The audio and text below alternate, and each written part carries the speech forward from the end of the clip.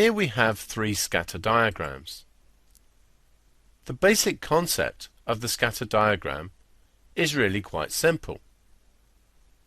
Suppose we have several individuals and we measure for each of them their height and weight.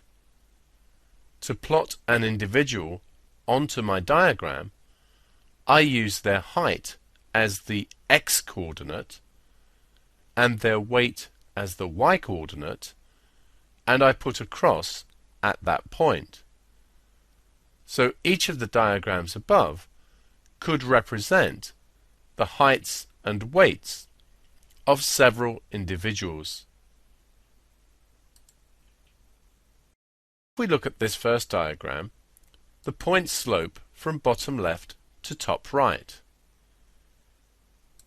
We could draw a line through the points which shows their approximate direction. Such a line is called a line of best fit.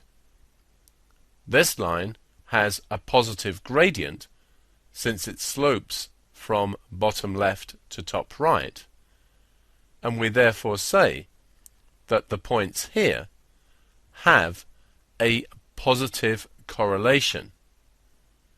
A positive correlation means that on the whole the points slope from bottom left to top right, and they fit approximately along a straight line.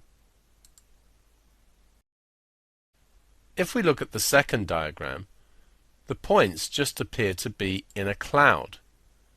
We couldn't draw a line through this set of points.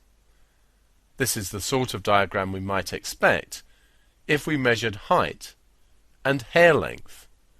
There's no reason why we would expect a taller or shorter person to have shorter or longer hair.